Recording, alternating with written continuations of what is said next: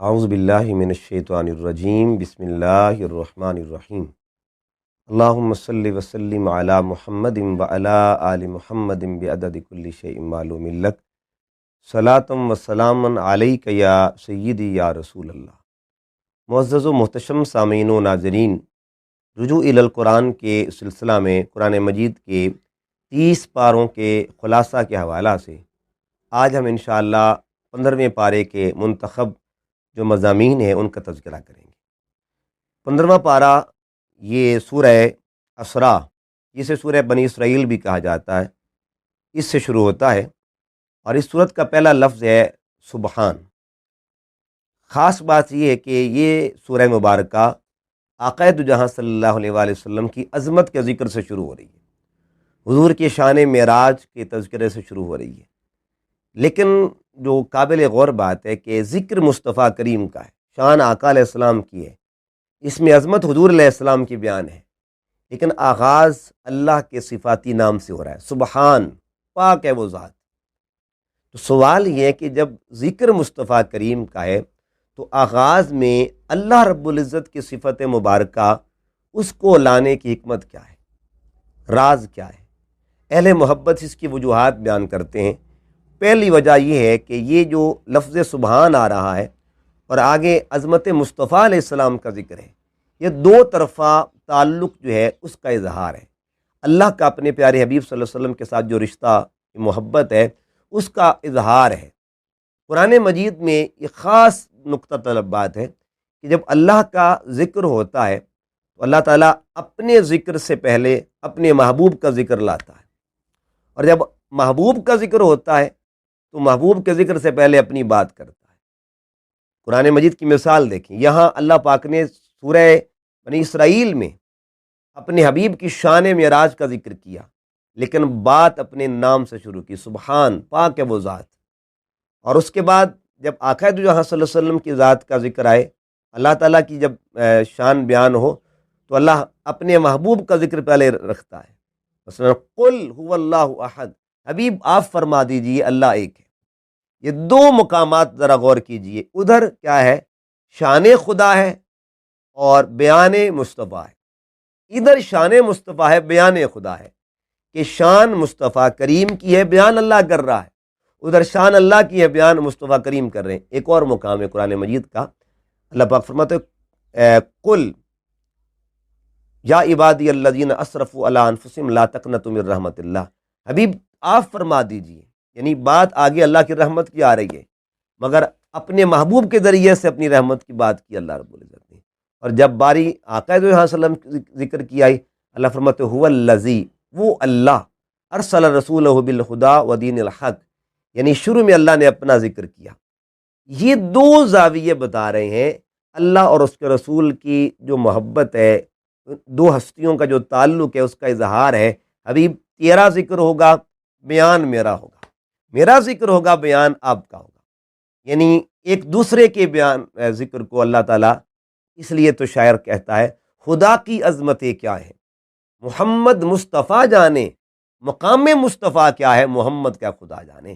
اللہ محبوب کی شان بیان کرتا ہے، محبوب اللہ کی شان بیان کرتا ہے، اللہ محبوب اللہ تعالیٰ دنیا کو بتاتا ہے محبوب کی شانیں، اور حضور دنیا کو اللہ کی شانیں، حضور دنیا کو بتاتے ہیں کہ وہ رب العالمین ہے، اور اللہ کائنات کو بتاتا ہے کہ میرا محبوب رحمت للعالمین ہے۔ حضور دنیا کو بتاتے ہیں کہ وہ جو ہے قدیر ہے، بصیر ہے، اور اللہ تعالیٰ اپنے بندوں کو بتاتا ہے کہ میرا محبوب سراج منیر ہے۔ تو یہ دو طرفہ تعلق کا اظہار ہے۔ اور یہاں مقام قدرت بھی ہے کہ آگے جو مسئلہ بیان ہو رہا ہے، جو معراج ہے، جو شان مصطفیٰ ہے، جو بھی معاملہ آگے ہے، اس کے پیچھے سبحان لانے کا مقصد کیا تھا؟ لفظ سبحان ذکر کرنے کا مقصد اظہار قدرت ہے کہ یہ جو معراج ہو رہی ہے نا، اس کے پیچھے قدرت کس کی ہے، اس کے پیچھے طاقت کس کی ہے۔ اس لیے خبردار کوئی میرے محبوب کے معراج پاک پہ انگلی نہ اٹھائے، کیونکہ سبحان نے ذکر کر کے بتا دیا ہے کہ یہ قدرت خداوندی سے معاملہ ہوا، اللہ کی طاقتیں تھیں اس کے پیچھے۔ یہ سارے معاملے کیسے طے ہوئے؟ یہ سبحان کی قدرت ہے، سبحان کی قدرت کے ذریعے حضور علیہ السلام معراج پہ جا رہے ہیں، یعنی قدرت اللہ کی تھی، عظمت مصطفیٰ کی تھی، سبحان کی قدرت ہے، اور معراج میرے آقا کریم صلی اللہ علیہ وسلم نے فرمائی۔ اظہار قدرت کے لیے اللہ نے اظہار سبحان کا ذکر فرمایا۔ پھر مقام محافظت، یہاں کبھی غور کریں، یہ جو ذکر مصطفیٰ کیا گیا ہے، اس کے شروع میں بھی اللہ تعالیٰ کا نام آتا ہے، اینڈ پہ بھی اللہ تعالیٰ کا نام آتا ہے۔ شروع میں فرمایا سبحان، آگے فرمایا الذی اسریٰ بعبدہ لیلا من المسجد الحرام الی المسجد الاقصی الذی بارکنا حولہ لنریہ من آیاتنا انہ هو السمیع البصیر۔ یہاں بعض اہل علم نے سمیع البصیر کے دو طرح کے تفاسیر کی ہیں، یعنی اس میں حمد خدا بھی ہے، نعت مصطفیٰ بھی ہے، لیکن اگر اس کو حمد کے رنگ میں دیکھا جائے تو شروع میں سبحان، آخر میں بس سمیع اور بصیر، شروع میں بھی صفت خداوندی، آخر میں بھی صفت خداوندی۔ تو اللہ کی صفات کے پہرے میں کس کا ذکر ہو رہا ہے؟ یہ محافظت ہے ذکر مصطفیٰ صلی اللہ علیہ وآلہ وسلم کی، اس لیے اللہ پاک نے کائنات کو بتا دیا کہ میرے محبوب کی عظمتوں کے اول بھی میری محافظت ہوتی ہے، آخر بھی میری محافظت ہوتی ہے۔ عظمت مصطفیٰ کا پہرا خود ذات الہی دیتی ہے۔ اس کے بعد اس کا ایک اور بھی ربط ہے سبحان کہنے کا، دعویٰ اور دلیل، یہ دو چیزیں لازم و ملزوم ہوتی ہیں۔ مثلا کبھی ایسا ہوتا ہے کہ دعویٰ اور دلیل اگر آپ دیکھیں تو لا الہ الا اللہ یہ ایک دعویٰ ہے، ہم کلمہ پڑھتے ہیں، محمد الرسول اللہ یہ اس کی دلیل ہے۔ اللہ رب العزت نے اس آیت کریمہ میں ایک دعوے کا ذکر کیا ہے، اور وہ دعویٰ کیا ہے کہ الذی اسریٰ بعبدہ، دعویٰ ہے حضور علیہ السلام کی معراج کا، اور دلیل کیا ہے؟ سبحان۔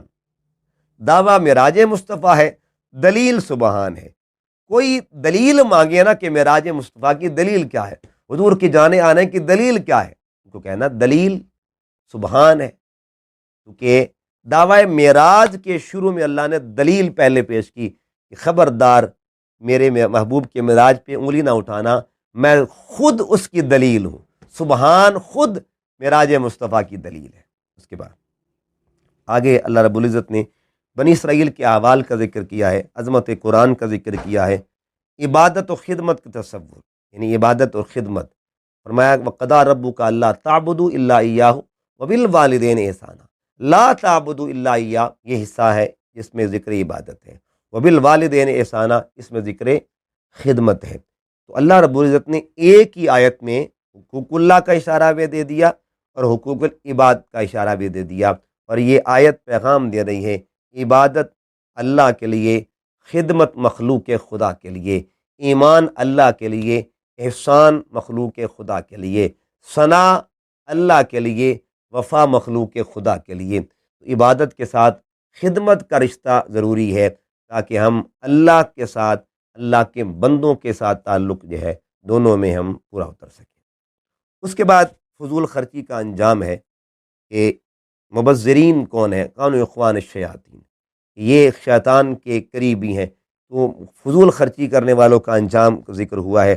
اللہ رب العزت نے بنی اسرائیل کو نصیحتیں فرمائی ہیں، لا تقتلوا اولادکم خشیۃ املاق، پھر فرمایا لا تقربوا الزنا، پھر فرمایا ولا تقتلوا النفس التي حرم اللہ الا بالحق، پھر فرمایا لا تقربوا مال الیتیم، پھر فرمایا اوفوا القیل لا تمشی فی الارض مرحا، اور آخر پہ فرمایا لا تجعل مع اللہ الہ آخر۔ تو ان نصیحتوں میں اللہ تعالیٰ نے ان کے عقائد کا بھی ذکر کیا ہے، ان کے احوال کا بھی تربیت کا ذکر فرمایا ہے، ان کے اعمال کی تربیت کا، عقائد، اعمال، احوال، ان سب کی اصلاح کے لیے اللہ تعالیٰ نے یہ نصیحت بیان فرمائی۔ تعلیمات امت بوسیلہ مصطفیٰ صلی اللہ علیہ وآلہ وسلم، اس کا ذکر ہوا، تکریم بنی آدم کا ذکر ہوا۔ اللہ فرماتا وَلَقَدْ كَرَّمْنَا بنی آدم، ہم نے اولاد آدم کو عزتوں سے نوازا ہے۔ پھر اللہ رب العزت نے یوم محشر اور اشارہ صحبت و سنگت جہاں دیا ہے، یوم ندعو کل اناس بامامہم، قیامت کے دن سب کو اپنے اپنے رہبر کے ساتھ بلایا جائے گا، رہنما کے ساتھ بلایا جائے گا، اپنی سنگتوں کے ساتھ۔ اگر کسی کی سنگت اعلیٰ ہے تو پھر وہ اپنی قسمت پہ ناز کرے، اسے ان سنگتوں کے ساتھ اللہ بلائے گا۔ اگر کسی کی سنگت امام حسین کے ساتھ ہے، اگر کسی کی سنگت حضور غوث پاک کے ساتھ ہے، اگر کسی کی سنگت حضور علیہ السلام کے اہل بیت پاک کے ساتھ ہے، صحابہ کرام کے ساتھ ہے، اور پھر سب سے بڑھ کر اگر سنگت آقا دو جہاں صلی اللہ علیہ وسلم کی ذات پاک کے ساتھ ہے، وہ اپنے بختوں پہ ناز کرے، اللہ تعالیٰ قیامت کے دن ان کو ان کی سنگتوں کے ساتھ بلائے گا۔ پھر اسی کے بعد اوقات نماز کا ذکر ہے، اقیم الصلاۃ لدلوک الشمس الی غسق اللیل وقرآن الفجر۔ یہاں نماز کے اوقات کا ذکر کے ساتھ فجر کی فضیلت کا خاص طور پہ ذکر ہے کہ فجر کا جو ذکر ہے، ان الفجر اقیم الصلاۃ لدلوک الشمس الی غسق اللیل وقرآن الفجر ان الفجر کان مشہودا۔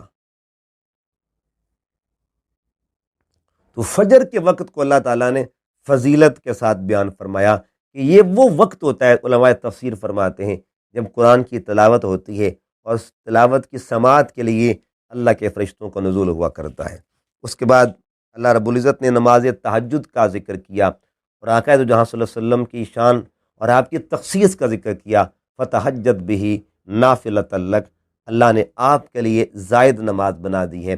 یہاں سے اہل علم یہ اشارہ لیتے ہیں کہ اللہ نے حضور علیہ السلام پر تہجد کی نماز بھی فرض کی۔ اور پھر یہ دیکھیے، یہ نافلہ نماز حضور کی ایکسٹرا نماز ہے، اور ایکسٹرا کو نفل کہتے ہیں عربی کے اندر۔ آقا دو جہاں صلی اللہ علیہ وسلم کو اللہ نے جو تہجد عطا فرمائی، اس پر اس کا صلہ بھی دیا، فرمایا عسیٰ ان یبعثک ربک مقاما محمودا، اللہ آپ کو اس کے ذریعے مقام محمود سے نوازے گا۔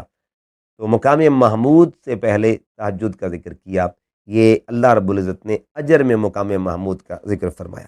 اس کے بعد اللہ تعالیٰ سے نصرت اور نصیر مانگنے کا ذکر ہے، ٹھیک ہے، وجعل لی من لدنک سلطانا نصیرا۔ نصرت اور نصیر یعنی اللہ تعالیٰ کی عطا سے اگر کوئی بندہ مدد کرتا ہے تو یہ بھی آپ تصور کیا کریں وہ اذن الہی سے مدد ہوتی ہے۔ اگر کوئی بندہ اللہ والوں سے مدد مانگتا ہے اس نیت کے ساتھ کہ اس کی مدد کے پیچھے بھی اللہ کی مدد ہے، یہ اللہ کی عطا کی ہوئی طاقت سے، اللہ کی دی ہوئی طاقت سے میری مدد کر رہے ہیں، تو یہ تصور بھی تعلیم قرآن کا حصہ ہے، یہ تصور بھی دین کا حصہ ہے۔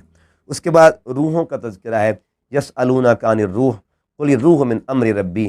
تو اللہ پاک فرماتا ہے پیارے حبیب آپ فرما دیجئے روح اللہ کے امر میں سے ہے۔ حضرت موسیٰ علیہ السلام کے معجزوں کی گنتی کا ذکر ہوا، وَلَقَدْ آتَيْنَا مُوسَىٰ 9 آیات بینات، 9 معجزات کا ذکر ہوا، کیونکہ موسیٰ علیہ السلام کے معجزات کی گنتی کی گئی ہے، اور میرے آقا صلی اللہ علیہ وسلم کے اللہ پاک نے معجزات کی گنتی نہیں کی، بلکہ سر سے لے کے پاؤں تک سارے وجود کو یہ معجزہ بنا دیا ہے۔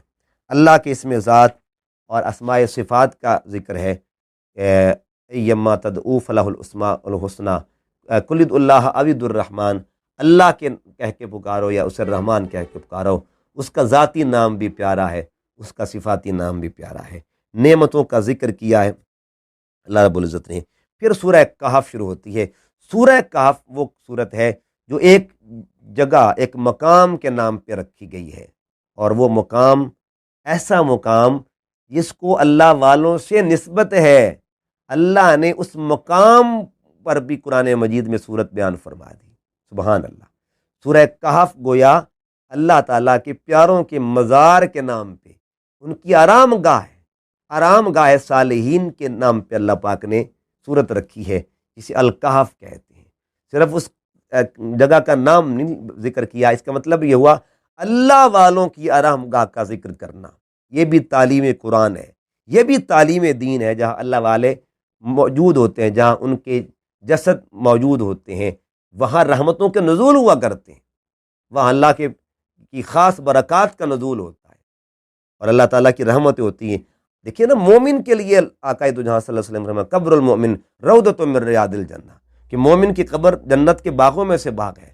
تو جب مومن کی قبر کا یہ مقام ہے تو ایسا بندہ جن کا ایمان کمال پہ ہوگا، صالحیت، تقوی، زہد، ورع کمال پہ ہوگا، پھر ان کے مزارات کا عالم کیا ہوگا، وہ جہاں آرام کرتے ہیں ان مقامات کا عالم کیا ہوگا۔ اس کی گواہی خود قرآن دے رہا ہے کہ جہاں اللہ کے پیارے آرام کر رہے تھے، اللہ نے اس جگہ کا نہ صرف ذکر کیا ہے بلکہ اس کی تکریم کا بھی ذکر فرمایا۔ قرآن پاک پڑھیے، کیا سورج نے تکریم نہیں کی تھی اس مقام کی؟ آرام گاہ اولیاء کی تکریم نے کی، صالحین کے اس جگہ کی تکریم نے کی۔ اللہ فرماتا ہے وَتَرَى الشَّمْسَ إِذَا طَلَعَت تَزَاوَرُ عَنْ كَهْفِهِمْ ذَاتَ الْيَمِينِ وَإِذَا غَرَبَت تَقْرِضُهُمْ ذَاتَ الشِّمَالِ۔ سورج اپنا شیڈیول بدلتا تھا، اپنی وہ جو تھی سمت بدلتا تھا، اپنا نظام بدلتا تھا۔ اگر سورت یاسین پڑھیے آپ، وہاں ایک آیت ملے گی آپ کو، والشمس تجری لمستقر لہا ذالک تقدیر العزیز العلیم، سورج کا جو شیڈیول ہے اس کے پیچھے اللہ رب العزت کی تقدیر ہوتی ہے۔ گویا اللہ تعالیٰ ایک جگہ مقام پہ اس تقدیر کی بات کرتا ہے، اور دوسری طرف چونکہ وہ مالک ہے، اس کی مرضی ہے، یمحو اللہ ما یشاء ویثبت، وہ جو چاہے لکھ دے، وہ جو چاہے مٹا دے، اس کی قدرت، اس کا اختیار ہے۔ اس لیے اپنے پیاروں کی تکریم سورج سے کروا رہا ہے۔ وَتَرَى الشَّمْسَ إِذَا طَلَعَت تَزَاوَرُ عَنْ كَهْفِهِمْ، سورج کو کہا کہ میرے ولیوں کا احترام کرنا ہے، میرے ولیوں کے مقام کا خیال رکھنا ہے، ان کو تکلیف نہ ہو، ان کو کسی قسم کا معاملہ نہ ہو۔ اس سے یہ بھی پتہ چلا اللہ والے وفات کے بعد بھی اس احساس رکھتے ہیں، اور اس کے اشارے قرآن دے رہا ہے۔ اس کے بعد آگے جو ہے اللہ رب العزت نے اپنے محبوب بندوں کا ذکر کیا، تو کس طرح ذکر کیا؟ اللہ پاک فرماتا ہے نحن نقص علیک نبأہم بالحق، قربان جائیے ذکر ہے صالحین کا، ذاکر کون ہے اور سامع کون ہے؟ اس آیت کی روشنی میں جا کے دیکھیں، ذکر اللہ والوں کا ہے اور ذاکر خود اللہ ہے۔ پھر کس کو سنا رہا ہے؟ نحن نقص علیک، حبیب میں آپ کو سنا رہا ہوں، آپ کو بیان کر رہا ہوں۔ تو ترتیب یہ بنی، ذکر صالحین کا، بیان خدا کا ہے، سماعت مصطفیٰ کی۔ یہ ایک ہمیں پیغام مل گیا کہ اللہ والوں کا ذکر کرنا کس کی سنت ہے، سننا کس کی سنت ہے۔ سبحان اللہ، یہ کیا ربط اور کیا ترتیب ہے، کیا پیغام قرآن ہے۔ اس کے بعد نسبت صالحین کا انعام کیا ہے؟ ایک کتا تھا، وہ نسبت صالحین میں آ جاتا ہے، اللہ والوں کی سنگت میں آ گیا۔ کس دور کا کتا ہوگا؟ حضرت موسیٰ علیہ السلام کا دور، بنی اسرائیل کا دور ہے نا، عہد موسوی کا دور ہے، عہد بنی اسرائیل میں ایک کتے کا ذکر ہے۔ تو اللہ تعالیٰ نے عہد بنی اسرائیل کے کتے کا ذکر فرمایا، اور کتے کا ذکر کس انداز میں کیا؟ فرمایا بار بار ذکر کیا۔ کبھی فرمایا خمسۃ سادسہم، کبھی فرمایا ثلاثۃ رابعہم، خمسۃ سادسہم، سبعۃ ثامنہم، یعنی کبھی چھٹا چار وہ تھے، تین وہ تھے، چوتھا ان کا کتا، چار وہ تھے، پانچواں ان کا کتا، پانچ وہ تھے، چھٹا ان کا کتا۔ اس طرح بار بار اس کا ذکر ہو رہا ہے، کیوں؟ معاملہ اس کا نہیں تھا، معاملہ یہ تھا کہ سنگت میں کن کی آ گیا ہے؟ اللہ والوں کی سنگت میں ایک جانور آ گیا ہے، اور وہ بھی قابل ذکر بن گیا، اس کا ذکر بار بار ہو رہا ہے۔ اب یہاں پہ ایک سوال بنتا ہے کہ وہ جو بار بار کبھی چار وہ تھے، پانچواں کتا، پانچ وہ تھے، چھٹا ان کا کتا، اس کا فلسفہ کیا ہے، اس کی حکمت کیا ہے؟ بات یہ کہ اللہ کے ولی جب چلے، اس وقت 7 کتا تھا، بندے بڑھتے گئے، تو اللہ تعالیٰ جوں ان کے آگے قدم بقدم ذکر فرما رہا ہے کہ آگے جاتے گئے، تعداد بڑھتی گئی۔ تو جس طرح تعداد بڑھتی گئی تو تعداد کا ذکر تو ہونا تھا۔ ایک تو اللہ تعالیٰ نے بار بار اپنے پیاروں کا ذکر کیا، ان کی محبت، ان سے پیار ہے اللہ تعالیٰ کا، اپنے پیاروں کا بار بار ذکر کر رہا ہے، اور اس پیار کا صلہ، اس نسبت کا صلہ، اس صحبت کا صلہ اللہ اس کتے کو بھی دے رہا ہے، اس کتے کا بھی بار بار ذکر ہو رہا ہے۔ تو یہ اللہ تعالیٰ کی طرف سے انعام ہوتا ہے اللہ والوں کے لیے۔ ان کی صحبت میں اگر کتا بھی آ کے بیٹھ جائے، اللہ اسے بھی محروم نہیں کرتا، اسے بھی محروم نہیں فرماتا ہے۔ یہ سنگت اولیاء ہے۔ اور پھر یہ بات یاد رکھیں، یہ قرآن مجید میں اس واقعہ کو بیان کرنا اس اہتمام کے ساتھ، اتنے اہتمام کے ساتھ، اس کا مقصد، حکمت کیا ہے؟ حکمت یہ ہے تاکہ یہ پیغام ہمیں دیا جائے کہ اگر اس دور کے اولیاء کی سنگت کا یہ مقام ہے، تو عہد محمدی کے جو صالحین ہیں، ان کی سنگتوں کا عالم اور ان کی سنگت و رفاقتوں کے پھر اللہ تعالیٰ اجور کا عالم ان کو کیا دیتا ہوگا۔ اس کے بعد اللہ تعالیٰ نے اس کتے کا انداز بھی بیان کیا، وَقَلْبُهُمْ بَاسِطٌ ذِرَاعَيْهِ بِالْوَسِيدِ، وہ کتا کس طرح بیٹھا ہوا ہے، اس کا ذکر بھی قرآن پاک میں ہو رہا ہے۔ تو ان کا کتا بیٹھا کس انداز میں، اپنے پیاروں کی سنگت میں آنے والے کتے کے انداز کو بھی اللہ بیان فرما رہے ہیں۔ اور پھر ایک اور اللہ تعالیٰ نے اس مقام پہ فرمایا کہ جہاں اس اللہ والوں کی آرام گاہ تھی، اس کے ساتھ مسجد کا بھی ذکر ہوا ہے۔ تو مسجد کا تصور خانقاہوں کے ساتھ، اللہ والوں کے آرام گاہوں کے ساتھ مساجد کا تصور یہ قرآن دے رہا ہے۔ آج دیکھیں بڑے بڑے مزارات ہیں اللہ کے پیاروں کے، اور اس کا فائدہ یہ ہوتا ہے جب ہم جاتے ہیں داتا صاحب کے دربار پہ جاتے ہیں، حاضری دیتے ہیں، اللہ والے کی بارگاہ میں جاتے ہیں، تو اللہ والا ہمیں اللہ کی طرف لے جاتا ہے۔ آج بھی قریب مسجد بنی ہوئی ہے اور دیکھیے قرآن کی تلاوتیں ہو رہی ہیں، اللہ تعالیٰ کی بندگی کا وہاں ذکر ہو رہا ہے، مسجدوں کی بہاریں ہیں، اور اتنا ذوق کے ساتھ قرآن کی تلاوت ہو رہی ہے۔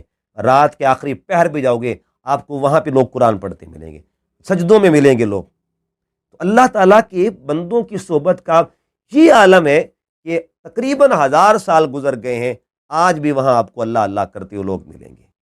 کبھی بندہ پازیٹیو چیزوں کو بھی دیکھے، ان کی تعلیمات میں نیگیٹو کوئی چیز نہیں ہے۔ وہ لوگ جب اگر کوئی جاہل ہے، کوئی سجدہ کر رہا ہے، وہ اس کی اپنی جہالت ہے، یہ تعلیمات صالحین نہیں ہے۔ تعلیمات صالحین کیا ہے؟ ہمہ وقت اللہ کا ذکر، ہمہ وقت قرآن کی تلاوت، اللہ کی بندگی کی طرف جو لوگوں کی ترغیب، اور اس کا اظہار حضور داتا صاحب کے دربار پہ ہوتا ہے۔ اس کے بعد بڑے بڑے اور بھی مزارات ہیں جہاں خود بڑی ہستی کا مزار، آقا دو جہاں صلی اللہ علیہ وسلم کا جہاں مزار پاک، جہاں قبر انور ہے، وہاں سرکار کی مسجد بھی ہے۔ حضور علیہ السلام نے فرمایا ما بین بیتی و منبری روضۃ من ریاض الجنہ، اس مقام کو تو جنت کا ٹکڑا قرار دے دیا گیا ہے، تو جہاں مسجد بھی کی بھی فیض ملتا ہے، اور ساتھ مزار مصطفیٰ صلی اللہ علیہ وسلم کا بھی فیض نصیب ہوتا ہے۔ تو یہ قرآنی تصور ہے۔ حکم معیت و صحبت کا ذکر ہے، وَاصْبِرْ نَفْسَكَ مَعَ الَّذِينَ يَدْعُونَ رَبَّهُمْ بِالْغَدَاةِ وَالْعَشِيِّ، جہاں حکم معیت و صحبت ہے۔ اس کے بعد 2 اشخاص کا ذکر ہے، ان میں ایک متکبر تھا، ایک متواضع تھا۔ متکبر کے نقصانات کا ذکر ہے، جس نے تکبر کی وجہ سے اپنا نقصان جو کر بیٹھا، اور جو متواضع تھا اس نے اللہ رب العزت کی بارگاہ سے اجر پایا۔ اس کے بعد اللہ پاک مال اور بیٹوں کا ذکر کرتا ہے، المال والبنون زینت الحیات الدنیا، کہ مال اور جو بیٹے ہوتے اولاد ہوتی ہیں دنیا کی زینت ہے۔ ہاں اگر یہ مال اللہ کے راہ میں خرچ کیا جائے وہ آخرت کے لیے توشہ بن جاتا ہے، وہی بیٹے اگر اللہ کے لیے وقف کر لیے جائیں تو وہ بھی توشہ آخرت بن جاتے ہیں۔ لمیٹیشن تب ہوتی ہے جب مقصدیت سے بندہ ہٹ جاتا ہے۔ اللہ سے دور اگر مال ہے تب بھی فتنہ ہے، اللہ سے دور اگر اولاد ہے تب بھی فتنہ ہے۔ تو یعنی دنیا کے اندر اگر بندہ پھنس جاتا ہے، اولاد پھنس جاتی ہے، مال، تو یہ دونوں دنیا کے لیے، تو اگر وہ ان بچوں کو یا اس مال کو اللہ کی راہ میں وقف کر دیا ہے پھر وہی مال تو آخرت بن جاتی ہے۔ اس کے بعد اعمال ناموں کا ذکر آتا ہے، تو سفر موسیٰ و خضر کا ذکر آتا ہے۔ 16ویں پارے کے آغاز میں انشاءاللہ ہم اس سفر کی تفصیل کی طرف آئیں گے۔ اللہ پاک عمل کی توفیق نصیب